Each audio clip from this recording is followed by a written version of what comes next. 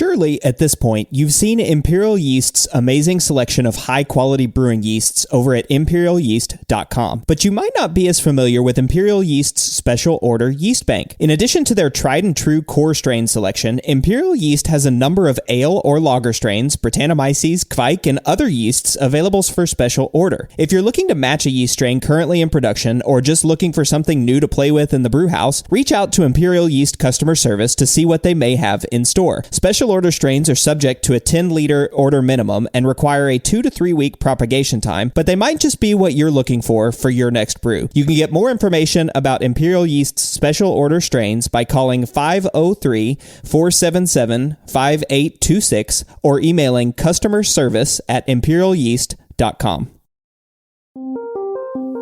Welcome to the Brew Lab. Hoppy beers like IPAs come in a variety of flavors and aromas, from juicy or hazy IPAs tasting like, well, fruit juice, tropical berry, melon, those kinds of things, and West Coast IPAs having more piney, woody, or resinous characteristics. But hops also share flavors with their funky cousin cannabis. But cannabis has that fun psychoactive chemical called THC. I'm your host, Cade Job, and today I'm back in the lab with my co-host, Jordan Folks, as we apply the science from last week's episode where I talked with Ryan Brimser about making beverages with cannabis. So in last week's episode, you were really kind of focused on not beer because in the current legal landscape, you can't really add cannabis to alcoholic beer.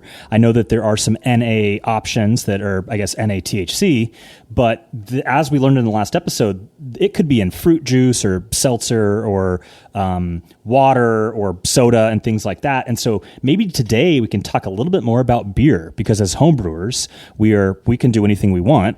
And in certain states, it's perfectly legal to make your own THC-infused alcoholic beverages, as well as we'll talk about there are other non-THC forms of cannabis products that can give you some of that flavor without the THC intoxication addition. Yeah, I'm excited to talk about it. And I mean, full disclosure, I think I even mentioned it last week. I'm not a cannabis consumer, and I've never brewed a beer before with cannabis, so I'm not going to have much to share. But Jordan, you have a close friend that made an early attempt to brew a cannabis beer, so I'm excited to hear about their method, how it tasted, what they would do differently next time, style choices and all that. But as you just mentioned, apart from THC, cannabis contributes flavors and aromas that people like and enjoy. I mean, that's a reason why there are all these different kinds of strains of cannabis, right? It's not like it's just THC that's driving choices. There's all kinds of different varieties and strains and all of that, much like we have with hops. So if you want to get cannabis flavors into a beer, in addition to THC, there are several ways you might go about it. So Jordan and I are going to share our ideas and talk about what we might do if we wanted to have a cannabis flavored beer. But first, if you're not already a patron of Brülosophy, it would be really cool if you take a minute to support us. If you go to patreon.com/Brülosophy, you can choose your monthly contribution level and check out the awesome rewards like unpublished contributor recipes, discounts at YakimaValleyHops.com, and an invite to a monthly live Q&A session. It's only a few bucks a month, and it helps us continue what we're doing.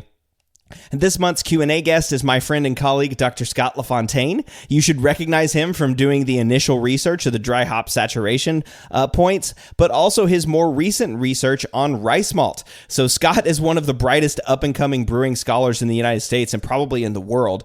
So imagine being able to pick his brain about the brewing topics that interest you. This is something you really don't want to miss. So now's the time. The great thing about podcasts, of course, is you can pause them and come back whenever. So please take a minute, pause the show, and head over to patreon.com/Brülosophy to sign up. We've got such an active group of Brülosophy followers, whether it's on the website, the YouTube channel, people who email in Facebook, folks who share and discuss our results, whether online or at homebrew club meetings. It's rewarding and humbling to hear from you all. So I just wanted to say thank you for engaging with us. And if you haven't yet left us a comment or a review or sent in an email, I'd love to hear from you. My email is cade@brülosophy.com. You can also, of course, leave a comment or review of the show wherever it is that you listen to podcasts. All right, for feedback this week, a listener who asked to remain anonymous wrote in with some feedback. He also didn't want his feedback read on air, so I'm not going to read it verbatim, but it's a great comment that I think should be on air. So I'll paraphrase, and I look forward to getting your comments, Jordan. So here goes. Back in episode 172, we read feedback where a listener references Brewdog as a carbon-neutral, eco-friendly brewery. Well, it turns out they may not be as carbon-neutral as they claim. In fact, they were the subject of a recent documentary produced by the BBC called The Truth About Brewdog, which is actually really good investigative journalism. It's worth a watch.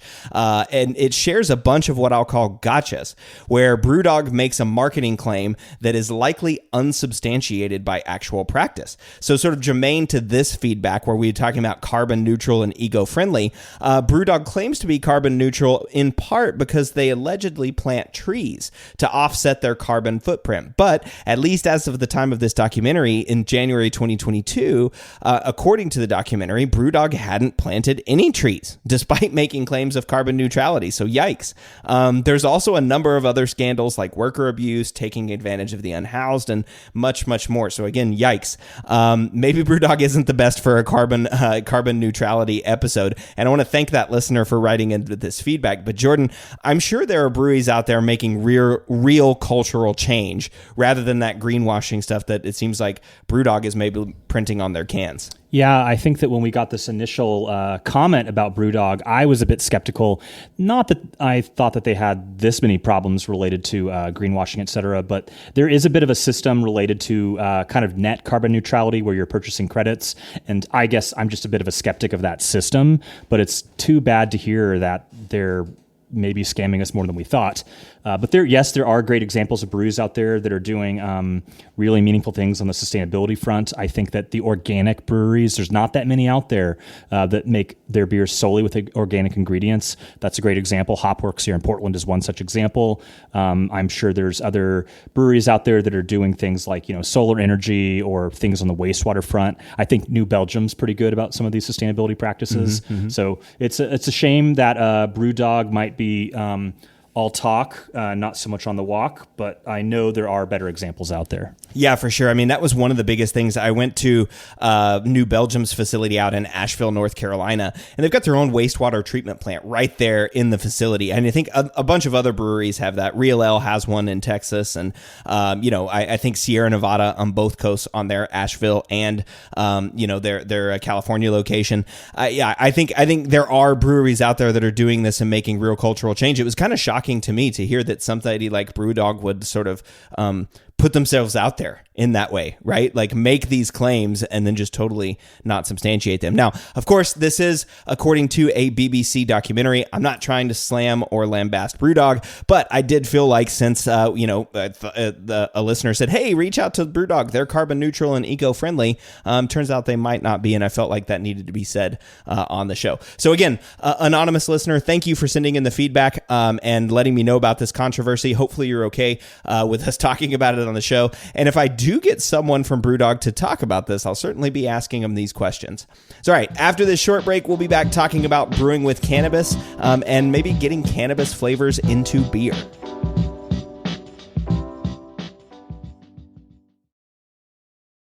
One of the biggest improvements to my brewing practices was the upgrade to stainless steel, and Delta Brewing Systems offers some of the lowest prices on high-quality stainless gear, like the Firm Tank, which holds 8 gallons or 30 liters of wort, comes with a domed lid to reduce the chances of a messy blow-off, and it can hold up to 4 psi of pressure. Delta Brewing Systems also has their own line of brew kettles, as well as one of the lowest-priced all-in-one electric brew systems out there, and their prices are remarkably affordable. If you're in the market for legit stainless gear that won't break the bank, you've got to check out deltabrewingsystems.com. Got great ideas, but no idea how to build a website? Get Bluehost. Their AI design tool creates high-quality WordPress sites super fast. Whether you're a blogger, influencer, or launching a side hustle, Bluehost helps boost your growth with built-in marketing and e-commerce tools. Upgrade to cloud and get 100% uptime and 24/7 security to stay online all the time. Why wait? You've got the vision. Make it real. Visit Bluehost.com to get started. Election Day is Tuesday, November 5th. Now is the time to make a plan. Whether you plan to vote absentee by mail, in person at your county auditor's office before Election Day, or at your polling place on November 5th, it's important you take steps now to make your plan at voterready.iowa.gov. Remember, Election Day is Tuesday, November 5th. Find more info at voterready.iowa.gov. This message is presented by the Iowa Secretary of State.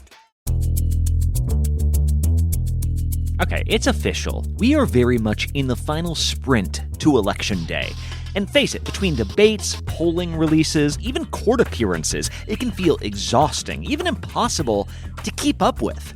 I'm Brad Milkey. I'm the host of Start Here, the daily podcast from ABC News. And every morning, my team and I get you caught up on the day's news in a quick, straightforward way that's easy to understand, with just enough context so you can listen, get it, and go on with your day. So, kickstart your morning. Start smart with Start Here and ABC News, because staying informed shouldn't feel overwhelming.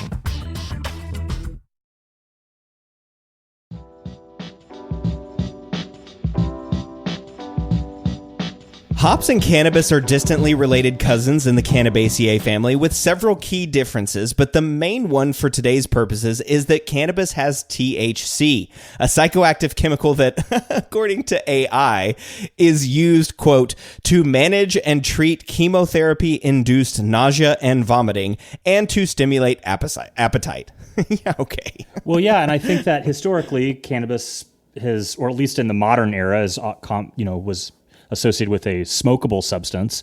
And there's been this really big movement about edible and I guess just generally consumable forms of the plant that don't require you to inhale any sort of smoke.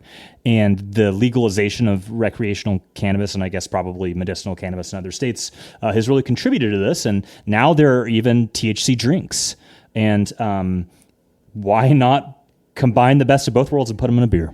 Right, exactly. I mean, I think, sure. THC can certainly, do these things to stimulate appetite. I of course chuckle at because I think that one's clear, even recreational use, but nausea and vomiting. Yeah, sure. But there also is that psychoactive component. And I mean, I've been on the show. I've said it many times and I'll say it again. One of the reasons why I like beer is because it contains alcohol, right? And I get a buzz and I like that whenever I'm drinking the beverage. I'm not afraid to admit that. And I think that's the same thing about cannabis, right? One of the reasons people like to smoke or consume or eat a gummy or, take drops or whatever. One of the reasons they like that is because of THC and it's psychoactive. And so, yeah, I mean, I think it's it kind of makes sense. Like, could we use, since they're a cousin of hops, could we use cannabis in beer to get not only just alcohol, but THC? I mean, it's kind of always a little bit dangerous to mix vices, but maybe it's actually not all that bad. So, Jordan, as I understand, you had a friend who actually tried this to brew with cannabis.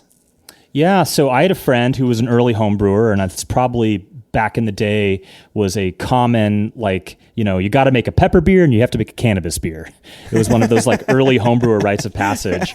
Right. And what he did, it was an IPA, and this was before he was a very good brewer, and so who knows the quality of the IPA to begin with, but nonetheless. And he wanted to add cannabis, and so I think looking on the internet, and I think you weren't even really supposed to talk about it online, and so it's kind of hard to find information. He made a tincture. And so we've surely talked about making tinctures on this show and the other Brülosophy show in the past, but you could make a tincture of a wood, if you had some wood cubes that you wanted to make a kind of a bourbon wood infused tincture to add that to your beer. I think, Cade, you've done that with spices before, right? And like a wit beer or something like that. Yeah, for sure. Yeah, spices or even fruit tinctures and stuff. I mean, you can make tinctures of really anything. Vanilla is another good one. I love adding actual vanilla bean tinctures to bourbon stouts and stuff and porters and things. Yeah. Right. And so I think that the theory is fairly similar. You take a strong spirit like ethanol, Everclear or vodka or something like that, and then you put some sort of herb or spice or whatever into it, and it's going to extract the essence of that. And you can add that in the cold side and maybe dose it a little easier for flavor reasons than if you just added the spices straight to the fermenter. There could also be some sanitation benefits as well to risk, so you don't have the risk of spoiling your beer from some sort of bug that was on your cinnamon or whatever it might be, right? So with cannabis, I think that achieves two things. One is you could get some cannabis flavor into the beer, just like we do with other non-psychoactive herbs and spices, extract that flavor. But as I understand it, you can't just add cannabis, like flower, straight into a beer, and it extract the THC to the point where if you drank the beer, you would get high off of THC. And they did mention that in the last episode, right? So as I understood it at the time, and maybe your recent experience in last week's episode could challenge this, is that if you were to make a tincture, you could effectively extract some of that THC so that it would actually go into the alcoholic beer so that the drinker would get a buzz from both the alcohol and the THC. As far as what you learned last week, does that sound reasonable, or do you think that there could be problems with this actually effectively extracting the THC into the spirit that you then add to the beer cold side? Yeah. So that's the key word that you used right there is effectively, right? And I think that's what Ryan was talking about last week a little bit. One of the reasons why he suggested making emulsions, right, is that first of all, like, yeah, you can't just put it into beer because those oils, the THC is not miscible in water, which means it won't mix with water. It's like oil and water, right? If you put droplets of oil into straight water, the oil floats on the top and the water goes down to the bottom, right? That they don't mix together. They don't form an emulsion, right? You have to do something to make a mix. Alcohol, THC is miscible with alcohol, but not at like the 5 to 10 to 12, maybe even 15%. Let's say if you got crazy with the beer and went up to 15%. At those levels, there's still not enough miscibility. So like if you just put hops into a beer, the THC isn't going to be miscible enough to extract that into beer. And that's kind of what Ryan was suggesting. So the tincture is also an interesting idea, right? Tinctures are cool because you get to extract, like you said, the essence of something without like necessarily like plant materials or the vegetal matter or vegetal characteristics. A little bit of that comes out too. But they're cool because you can extract it out and then you can dose it, right? You can do droppers, or you can put in a couple of mils, and then if that tastes good, then you can add more mils or whatever you need to add. You can do sort of iterative additions, which is really nice. And that's one of the reasons why we've done tinctures for spices and for fruits and for all sorts of different things that you might want to, wood, like you mentioned, that you might want to put in beer. And we've talked about that on the Brülosophy podcast, and it's something that we should. I don't think we've ever done a full episode of that on the Brew Lab. So I should try to find some science out there and see if then we can talk about tinctures at some point. But the key here is emulsions make it a more effective, right? So an emulsion is like water. But you still need some sort of carrier oil. And so that's where Ryan was talking about using like MCT oil as a carrier oil. So you would put literally the cannabis flower. Well, first of all, you need to decarboxylate it. Pause on that. We'll just remember that word right there, decarboxylation. But you need to put the flower into the oil such that the THC binds to the oil. Then you need to do high shear, right? Which means mix it up into really small, tiny particles. You can use a sonicator or a super fast blender or any of the other options that Ryan suggested on the show. I won't go back in through all of that. But essentially that gets it into really tiny particles, and then use some sort of an emulsifier, right? And Ryan listed a bunch of the emulsifiers on the show, but you can also just Google like a food safe emulsifier and pull up a whole bunch of stuff from Google. But once you've got those oil particles mixed in with that emulsifier, what an emulsifier does, all it does is make it miscible in water. It's a binder. It has, if you can imagine a particle, on one side it has a thing that binds with oil, and on the other side it has a thing that binds with water. And essentially, so then, okay, great, we've got the oil and THC mixture, and then we've got the water in our beer, and this other particle is just in the middle, binding everything together. That's what an emulsifier is. That is the most efficient and effective way of getting THC into your beer, because THC it wants to bind to those oils, right? It doesn't necessarily want to bind to ethanol or alcohol. It can, it's miscible in there, but it's more efficient, more effective at binding to that oil. So that's again why Ryan was suggesting emulsions over tinctures. Now you could still get THC into beer from a tincture, right? It'll work because it's miscible. The question is, how much are you going to get in? And I think to Ryan's point, when you're paying for something like cannabis, you're paying for the THC, right? You're paying for that high, that buzz. And so you want to get as much of that out as you can. And cannabis is not cheap. Let's be real, right? We're not talking about hops. Cannabis are more expensive than hops. We're talking, I actually don't know. I'm not a consumer, but I've seen signs around that says like $40 an ounce, right? Would you ever pay $40 for an ounce of hops? No. That's a good point of perspective, actually. I didn't thought about that. You're right. It is. I gather the prices are much lower now than they were, in the black market era, but still, an ounce of hops is like $3. I mean, call it $4, right? Yeah. And, I'm sure there are ounces of weed that are a lot more than $40 an ounce too. So that's a really good point. It's 10, 20 times the cost per gram or whatever. Exactly. So you want to make sure you're really using it. But I'm curious. So your friend used the tincture method, it sounds like. Right. And so, but you mentioned this decarboxylate thing. And maybe we should hop into that, because as I understand it, he put weed in liquor, right? And I don't remember if he like grounded it up or whatever, or just like put the flowers in. I don't remember how that did, but I remember he added it to the cold side and shared it at the homebrew club, and wow, it tasted like weed. And so, I think that this idea of like an IPA, especially, back in the day, they were more dank to begin with in terms of the types of hops that we would provide or choose, and that you would think that these two flavors work together. In my opinion, it did not. It tasted like weed, and I don't think that's the most attractive flavor in a beverage personally. And you and Ryan talked about that in the last episode, that there's varying opinions there, that some people that are drinking cannabis beverage wanted to take like cannabis. There's others that wanted to taste like soda or something. I don't think that liquid cannabis tastes very good. And we'll talk more about that in the next segment, about various ways to put cannabis flavors into your beer. I've had some of those too, and I just don't think cannabis flavored beer tastes that good. A dank beer that's using dank hops, I'm down, but actual cannabis flavors, it's just kind of clashy for me. And I will say that the beverage itself, it was a while ago. I just don't remember if there was a cannabis intoxication from drinking it, or whether I drank enough for that to actually work. But I definitely tasted it, and it was very strong. So I wonder if this decarboxylate thing, which I know nothing about, would have made it so that it would have been more potent in terms of the THC element, or if it was just as potent or potent enough as it was on its own, and I just didn't drink enough, or it was just too long. I don't remember. But how does decarboxylation help us get the THC into the beer? Yeah, so decarboxylation doesn't help get the THC into the beer. What it does is it makes the THC psychoactive. So the plant itself doesn't need psychoactive THC, right? It binds it in a way that makes it usable for the plant.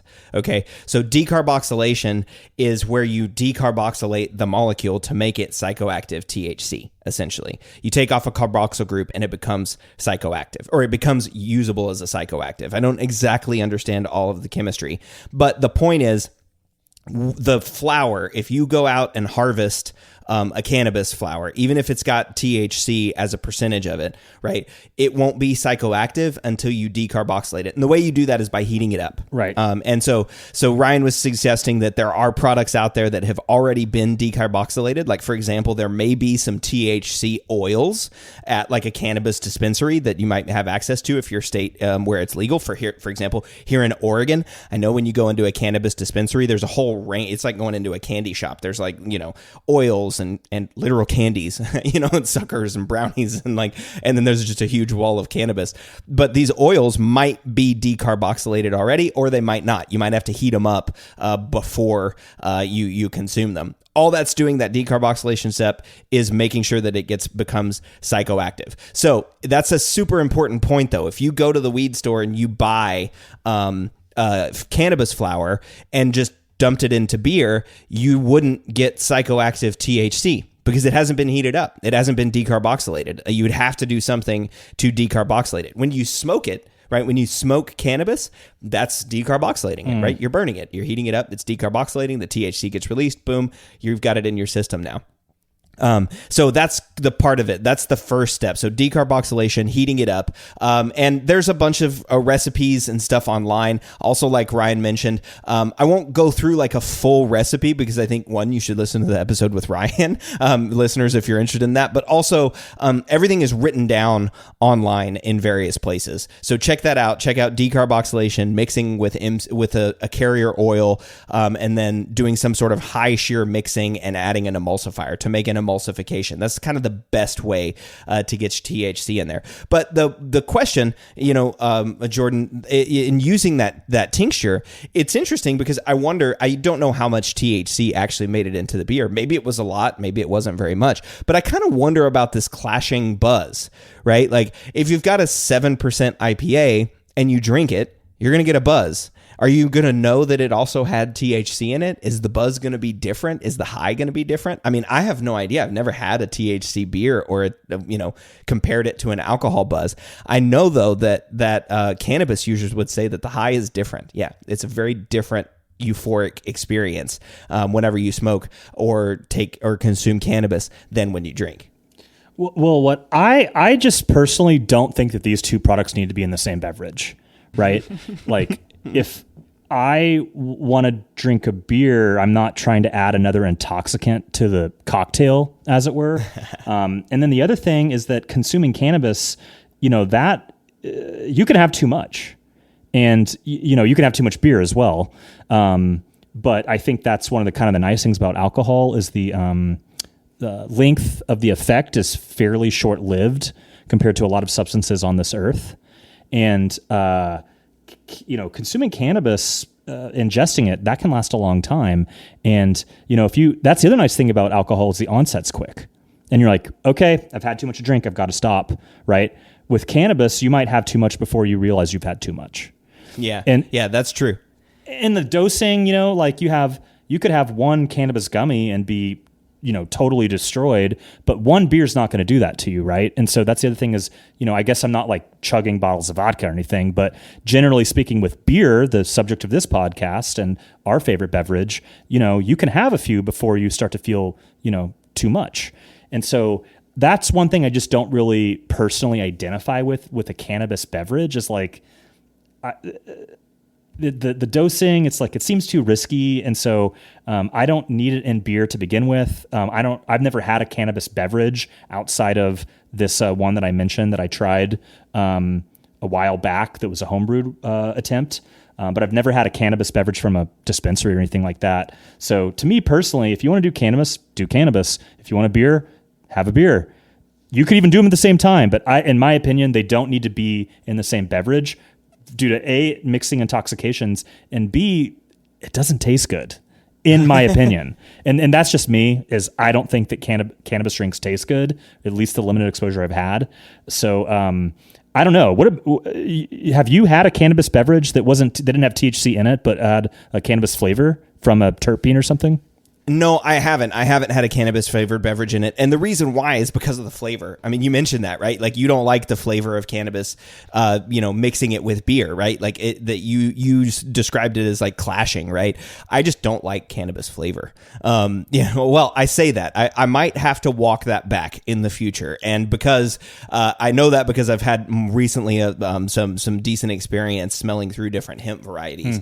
And so I might actually like it a little bit more than I thought. But one of the reasons why I don't use cannabis myself is because one, I don't like to smoke things. That's kind of my own preference. But two, the smell, it smells terrible to me. I just feel like it smells like somebody lit up a skunk's butt, and I'm like, man, I really don't like it. I also feel like I'm really sensitive to it. I can smell it a long way away. Even if somebody's smoking and they're not even close to me, I can smell it a long way away. And it's sort of like I don't know. It could also be because it's sort of like I get a gag reflex. And that could also be because my early experiences with cannabis, like probably most people, or earlier in my life, whenever I had very little self-control about how much I consumed, right?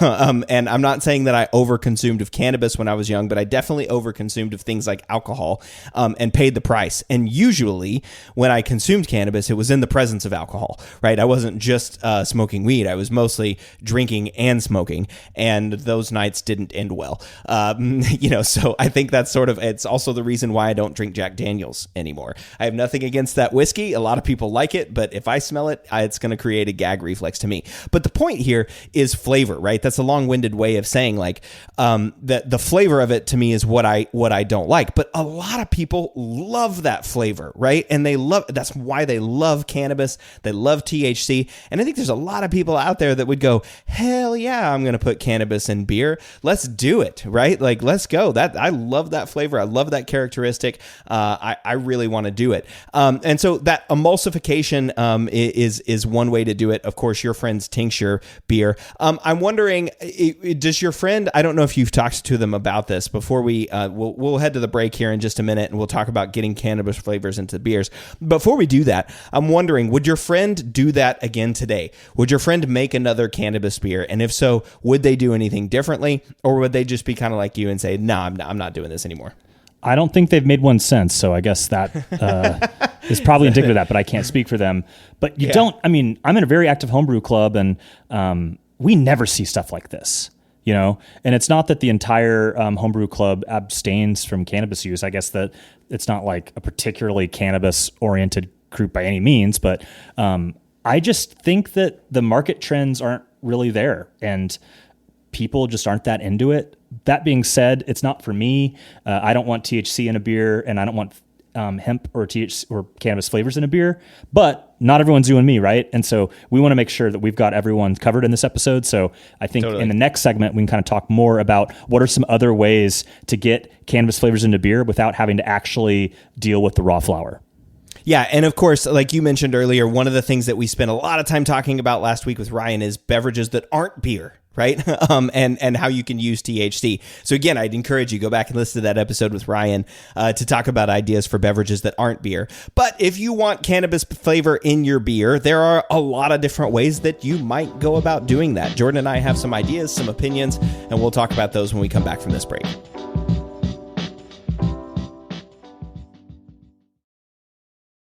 We all know that designing recipes is really fun, and doing it well is so much easier with good software. We at Brülosophy recently made the switch to Brewfather, and honestly, y'all, we could not be happier. Brewfather utilizes the latest technology to bring you the most robust cloud-based recipe design software that can be accessed anywhere, on your phone, tablet, desktop, and even offline. It also works seamlessly with numerous third-party devices to make it easier to monitor every step of your brew. I know change can be difficult, but trust me when I say you need to go to brewfather.app today to try it out for yourself. That's brewfather.app. Established in 1995, More Beer has been consistently serving the greater brewing community since the times IPA was expected to be bitter and clear, and there are reasons they've stuck around so long. In addition to their massive product selection and excellent customer service, More Beer has locations on both the West and the East Coast of the United States, which translates into fast shipping times regardless of where you live. And when you spend more than $59, shipping is free. When you're in need of brewing ingredients and gear, there's no better option than morebeer.com, one of the most trusted shops on the planet.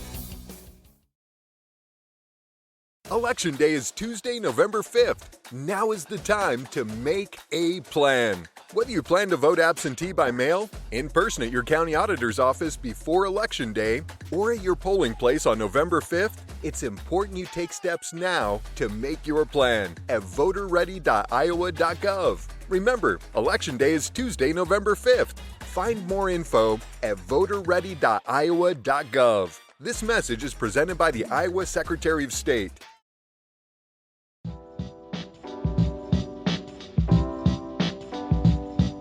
Hops add a variety of desirable flavor characteristics, from fruity to tropical to woody, minty, herbal, and the flavor that we're focusing on maybe in this episode is cannabis flavor. Jordan, another word for cannabis is dank, right? I hear those two almost synonymously. Are those two terms so synonymous for you, and what does dank even mean? Right. It's kind of tough, and I think it's, one of those things, you know it when you see it or smell it or taste it, as it were. But I think that in the brewing lexicon, dank pretty much means cannabis-like. And so I do think that hops, a cousin of the cannabis plant, can be similar, but I don't think it's a dead ringer. Or at the very least, they don't typically strike me as like, I swear to God, this has cannabis in it, but it's like, I think it can be more cannabis, like, and there's probably some varieties that have more of that than others. Yeah, for sure. There's varieties that have more than that for others, but the chemical compound that we're talking about here is similar, right? They're terpenes, and so if you're familiar with cannabis flavor and aroma, you're going to hear a talk about terpenes, right? They're really popular in cannabis, but hops also have terpenes. They might have a little bit different terpenes, right? Some different terpene characteristics, and there might be a lot of crossover. I don't know of anyone that's actually done research to see how similar the flavor components and characteristics of hop and cannabis are. But before we do that, not to get into semantics here, but I do want to talk a little bit, if we're talking about getting cannabis characteristics into beer, and we should sort of define, we're not talking about getting THC into beer anymore, right? We're talking about getting beers that taste cannabisy. And so maybe that is getting cannabis into the beer via a tincture or doing something like that. But it might also be getting the same flavors from different sources, right? So that you don't have to mix THC, but you still get a cannabis flavor. And so like you, it's so tough to define like dank or cannabis because it does kind of feel like you know it when you smell it, right? I think hops often have this like onion garlic or sweaty or resinous characteristic, but those are different flavors and aromas. Those aren't like cannabis. And I might argue that like dank itself or cannabis is too broad of a term. It's kind of like saying it smells hoppy, but maybe in the beer context, it is like you said, Jordan, that calling something dank or cannabis-like is good enough for beer. Yeah, I mean, how far do we really need to go? It's getting out of hand with all these descriptors these days. But I think you make a good point, right? Like, I'm sure various cannabis varieties vary in their flavor and aromas, just like hops do, be it Idaho 7 versus Mosaic, or Mosaic in Lot A, Farm B versus in Washington versus something in Oregon, right? So I'm sure there's tons of variation, but I think as a general descriptor, it makes sense. But it's like, what does an apple taste like? If you've never had an apple, it's kind of hard to describe it, right? And so I think that basically when we're talking dank is that this is a very reminiscent of cannabis in the general sense. And I think there's a variety of ways in which you could get this kind of flavor into your beer. We talked about the emulsion effect, which would actually provide THC and I guess a cannabis, flavor implication as well. But like you and Ryan talked about in that last episode, you could dry hop with cannabis flowers, and I imagine it would make the beer taste like cannabis, but due to the reasons of how THC is extracted into an intoxicating form, you might not actually get much intoxication out of it. But I would imagine that would be the easiest way, albeit maybe an expensive way, to get cannabis flavor into a beer without actually making it a cannabis intoxication. Yeah. And of course, Ryan made a really good point there too, that cannabis is called cannabis because it has THC. There's another form of Cannabis cannabaceae, which is the same genetic species, that is hemp. And hemp just has low levels of THC. It doesn't have necessarily zero THC, but below intoxicating levels. And his point, hemp is way cheaper than cannabis, and probably way more available because it's not a regulated substance. It is regulated, but it's not what is it called? A class 1 or class 3 or schedule 1 or schedule 3. I can't remember the term, but it's the American law that makes cannabis illegal federally, right? Hemp is not illegal federally because it doesn't contain THC. So bang for your buck. If you're wanting to get hop or cannabis flavor into your beer, yeah, you can dry hop, but dry hop with hemp maybe and not cannabis. Okay, Cade, where would I get that? That's a great question, right? I don't know of a commercial source to get hemp, except maybe from a dispensary, right? I don't know if dispensaries are also growing hemp. What I know is most of the hemp that's being grown is going into like alternative fuels and also into like oil products, right? So those terpenes that I was talking about earlier might be from hemp itself rather than cannabis, because they're not regulated substance. But yeah, I don't know. Do you know of any place to get hemp? So I want to push back on that proposition that you could use hemp instead, because I think that there's two issues with that. One is access. Living in Oregon, every other freaking business is a cannabis store. Right, yeah, a coffee shop and a cannabis store. That's right. And coffee shop, brewery, cannabis store, yoga studio. But you don't see hemp stores, right? And so I think that access would be challenging. And I do not think that they sell hemp, non-intoxicating cannabis at pot stores, because why would you smoke hemp, right? That's a good point. Just don't smoke anything, right? Smoke is not good for your lungs. So I don't know that for a fact, but I do not think that consumers can casually purchase hemp. But even if they could, I would doubt it would have the intricate flavor and aromas associated with quality cannabis. You know, this stuff is kind of like hops, right? Like you get a really good lot of hops. It smells good and it tastes good. I believe that there are various qualities or, like I don't know if they have a rating system, but like I'm sure there's A+ pot and then F-, where it's just like really gross smelling, gross tasting. And I would imagine that hemp is not grown for its flavor and aroma attributes. So I just don't think you're going to get the same level of quality from a hemp unless there was some market was to be developed for that allowed people to dry hop with hemp because it was grown for a food and beverage purpose. Yeah. That's a very good point, right? And accessibility, of course, is a huge limiter, right? If you can't get it, it doesn't matter that you could use it. If you can't get it, I'm curious. I don't know. Again, like I said, I would be a newbie, and I considered a newbie if I even walked into a cannabis store. I wouldn't even know what to do. But I'd be curious to know if there are sort of hemp related products. But like you said, right? Why would you do that? If you're a pot store, people are coming in there for THC. They're coming in there to smoke cannabis or to buy cannabis products, and they're not interested in cannabis or hop flavor. Well, they might be interested in the different strain, right? But they still want it to have THC. They're not coming in for the NA beers, right? They're not coming in for NA cannabis. At least I don't think that they are. Maybe there's a market for that. But yeah, so to your point, dry hopping with hemp may not work, but then that's also a counterpoint to dry hopping with cannabis too, right? Because you paid all this money. You paid $16 for a gram or, $40 for an ounce. I was on a cannabis website because I was looking to see if I could find hemp. I couldn't, by the way, at least not on a quick perusal. But this one type of hemp is $175 for a half ounce. Hemp or cannabis? Cannabis. Sorry. Right. Cannabis. This one cannabis strain called Bravehearts is $175 for a half an ounce.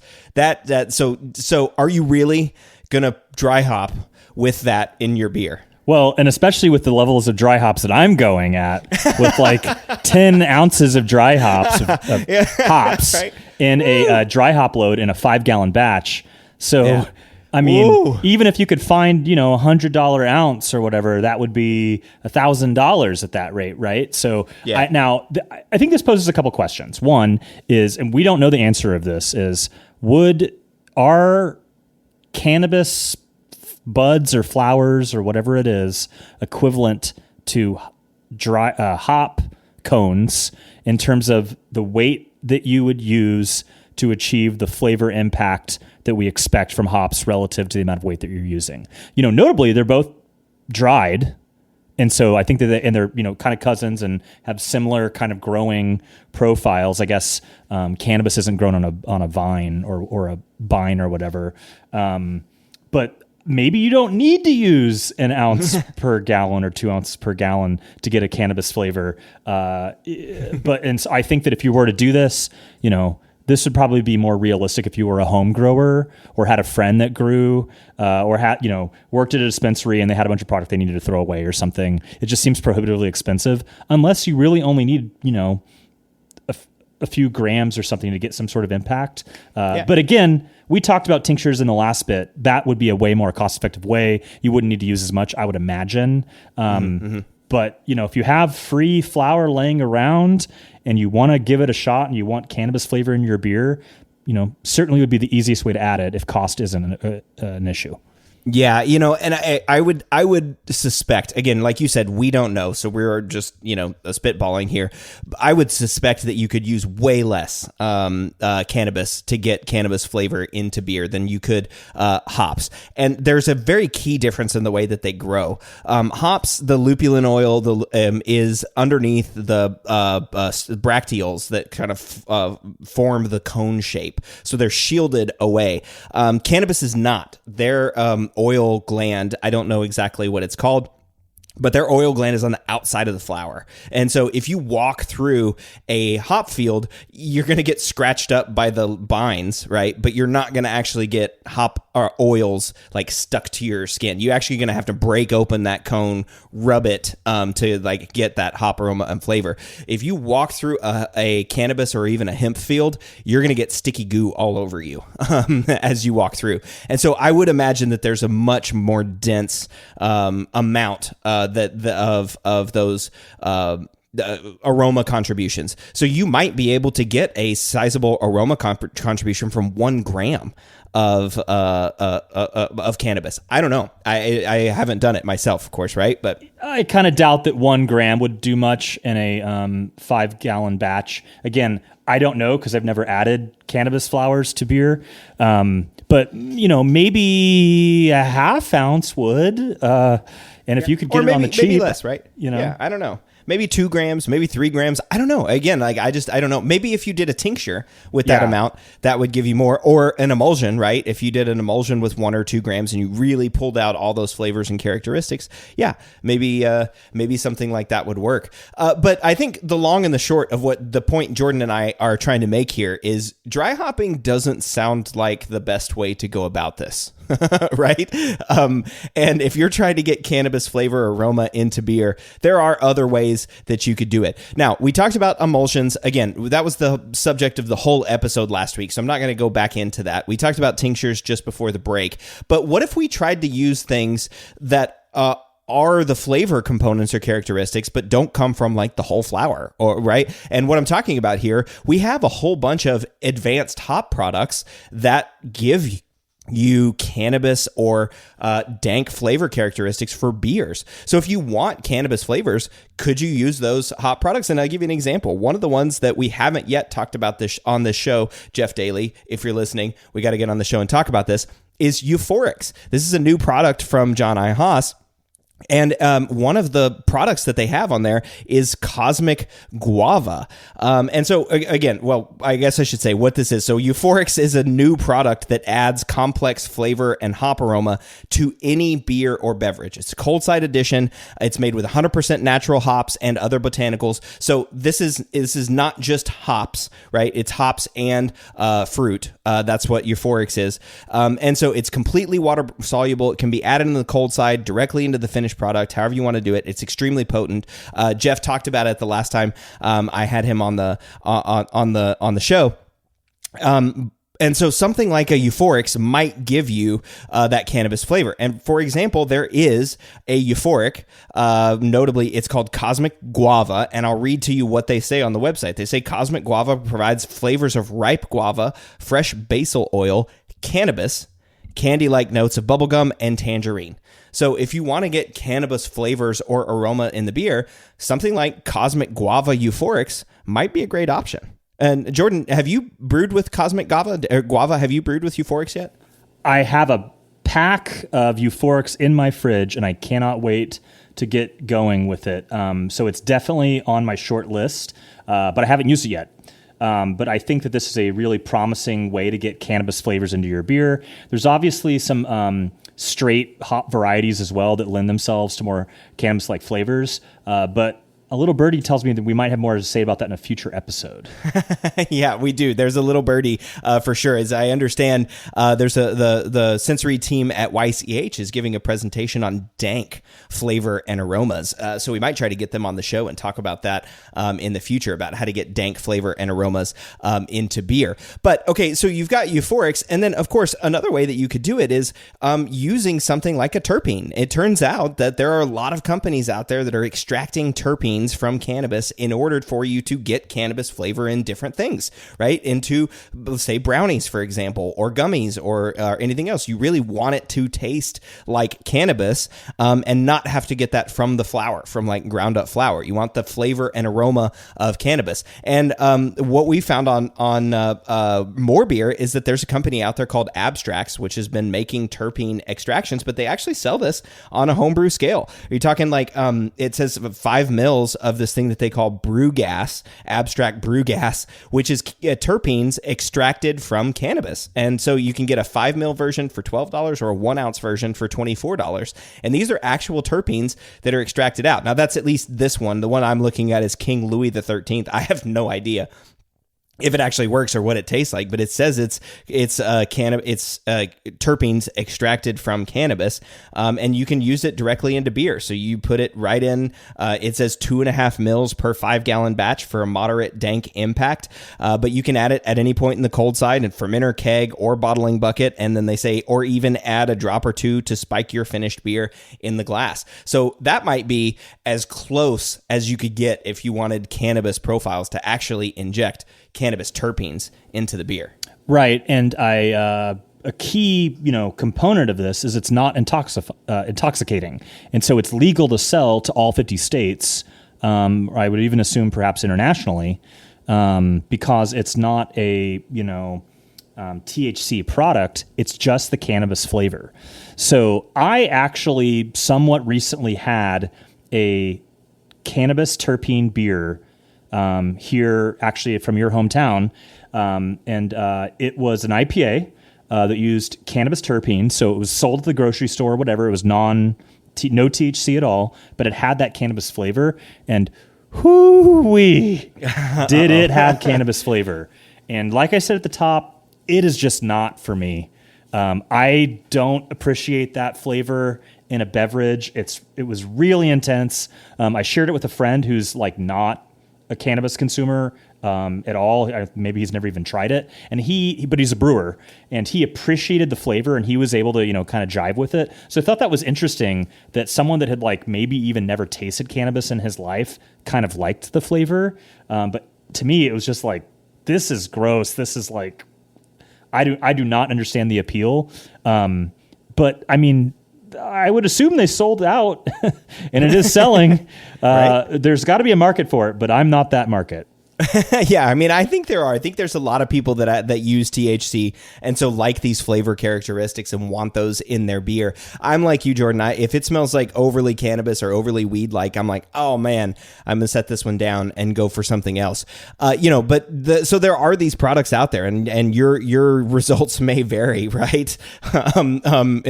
Be careful as you're using this, but the cool benefit of these advanced hop products or terpenes, hop extracts, cannabis extracts, that sort of stuff, maybe even CBD oils for that matter, although oils have a separate problem and that they might not be soluble. But anyway, these extracts that are soluble, the cool thing is you can dose them at whatever level you want, right? And so I think that's a really big benefit, even whenever you're brewing and even trying to get dank characteristics in a beer.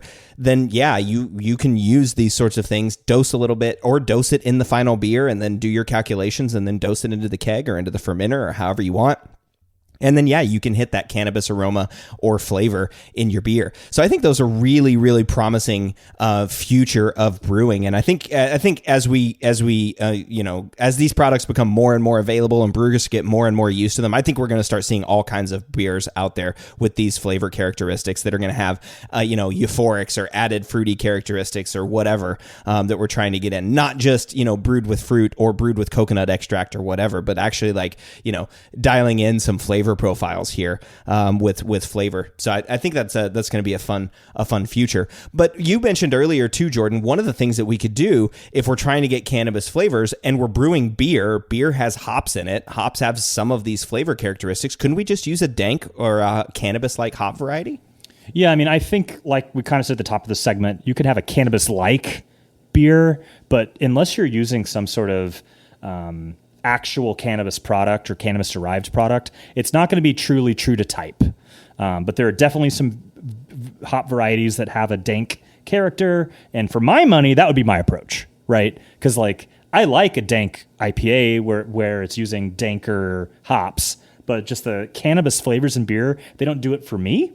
But if that's what you want, check out this abstract stuff. It really works well. It's readily available, really easy to use, and it's super potent. And so, I've mentioned before, I don't really like thiolized beers. Maybe there's a delicate touch here that you could strike a right balance. Like maybe you could blend and balance it so that you don't even know there is cannabis tincture or terpenes in there. Yet it's all blending together to create this like really nice, a beer that's, really balanced across the various lines. But for me, it's just, if it's really cannabis terpene forward, it's a little off-putting. But I'm curious, Cade, have you ever tried a beer with hop terpene extract in it? Yes, I have, with hop terpene extracts in it. And they're a little one-dimensional sometimes. Mm-hmm. It depends, right? Because when they're pulling these out, usually they're going for particular terpene profiles. And so they're added for that specific terpene, like grassy or vegetal or whatever they're trying to go for, and it tastes like that. And so I would say oftentimes the hop terpenes to me taste like hop terpenes, right? They taste like hoppy type things. And I would guess that cannabis is also going to taste that same way. Having tasted some of those beers, they're just kind of vegetal to me. Is how I've had some of these terpenes. That's one of the reasons why I'm not a huge fan of just adding hop terpenes to beer, because oftentimes they come across as vegetal, not this like fruity aroma character that you're trying to get. But again, I think to your point and what we've kind of been saying here, there's nuance, right? With the right hand, right? With the right amount of adjusting, there's a lot of room to wiggle there. We don't have to just be stuck by, following this recipe of here's this amount of malt, here's this amount of hops, I dry hop it, boom, here's my IPA, right? There's a lot of nuance. You could add a little bit of these tinctures or emulsions or terpene products or euphorics or any of these things and round out a flavor, right? I think that was one of the things that Jeff and Shay were talking about on that last episode, is that these things can round out some of the flavors. And that's one of the reasons why they like these products, is it rounds out flavor. It's not one dimensional. It's not just, oh my God, that's a cannabis in the beer. It's rounded and it tastes nice. Right. Not everything needs to be the star of the show. And, you've experienced it. You've made single hop beers for our Hop Chronicle series. They're one-dimensional and they're too simple. That's why, at least in the IPA world, the best IPAs tend to have multiple varieties. And so with these, cannabis and cannabis-like products, maybe we don't need to be punching up on those. Maybe instead we could use a little bit, maybe even like sub-threshold levels, to really round out the beer and provide this like nuance that you wouldn't get without it. But without, being too heavy-handed, and then it just being kind of one note and just, in my opinion, too much. Mm-hmm. Yeah. I mean, it's funny how much we talk about balance on this show, right? Having to balance everything and balance flavors and balance your yeast pitch and your temperature and all these things that we're balancing. But it sounds like that's also the key here with you when you're trying to get, cannabis flavor into beer. Real quick, because we've teased it a couple of times, cannabis-like hop varieties. And so I texted Jeff about this and asked him. Of course, Jeff Daly is our resident sensory scientist, and I would be remiss if I didn't mention he hates the term dank. I can literally see his eye twitching anytime someone says it's dank in hops. He hates that term. But again, that's a topic for a future episode. But he said if you want to get cannabis-like or dank flavors in your beer, Columbus is certainly top of the list. These are his words. Columbus, top of the list. Summit provides a rich vegetal character associated with dank. Strata, Idaho 7, and Mosaic all have a rich fruitiness accompanied by thiols and diesel, which blends together to make what people call dank. So there's some examples: Columbus, Summit, Strata, Idaho 7, and Mosaic. If you want to add a cannabis-like, there you go, Jeff. I'll be nice and kind to you. A cannabis-like flavor into your beer. Yeah, and I get a lot of diesel out of New Zealand varieties. And so Rawaka, in my opinion, is like as diesel as it gets. And through some experimentation, I found that you really drive that diesel on the cold side. You're not going to get as much if you're just doing the hot side. And I think that Nectaron and also Nelson, although they might not be like a one-to-one replacement for true cannabis flavor, I do think that they're going to be have some more cannabis-like notes than we would expect from maybe like Fuggle or something. Yeah. Yeah, any of these flavors characteristics. I mean, also, I would think like things that are high in thiols are also going to blend together well and make like cannabis-y flavors. I mean, thiols themselves are not necessarily cannabis-y like, I would say. I would guess that cannabis has thiols, right? I mean, that would be my guess. I don't know of any research that supports that. Again, I don't study cannabis. I study hops and beer. Yeah, I mean, those sorts of flavor characteristics, again, I think like if you find hops that are high in thiols, like Nectaron, for example, they might also contribute some of those dank characteristic. Other options that I saw on the internet and came up with, mostly saw on the internet, were Chinook, Comet, Simcoe, and Apollo as also hops that might have dank characteristics. And yeah, I can see that, especially Chinook and Simcoe for sure. I can see some weed or cannabis-like characteristics with those. All right, so if you want to get cannabis flavors in beer, dry hopping might not be your best choice. Advanced hop products sounds kind of like the way to go, or using a hop variety that's associated with dank and cannabis characteristics. Jordan, any other ideas for getting cannabis flavors into beer? I look forward to learning more about this dank talk, because for my money, dank hops, that's the way I'd like to go. I don't want true cannabis flavor. I want kind of cannabis adjacent flavors that we get from hops. So I'm excited to hear more from this YCH study about how they're doing it, and maybe we can apply the science on that in a few weeks. Yeah, for sure. Hopefully Tess or Tiff are willing to come on the show. I'll reach out to them and see if we can get them on. But yeah, I'd love to talk about dank as well. All right, well, Jordan and I will be back in 2 weeks with our next Applying the Science episode. See y'all then. The Brew Lab is a production of Brülosophy, where they who drink beer think beer. Don't forget to visit Brülosophy.com to read about our weekly experiments and other brewing adventures, and listen to us talk about it on our other show, the Brülosophy Podcast. Thanks to all of our sponsors and patrons that help make this show possible. If you'd like to receive a reward for helping us do what we do, visit patreon.com/Brülosophy to see how you can do just that. Thanks so much for listening. We'll be back in the Brew Lab with another guest next week. Until then, think beer.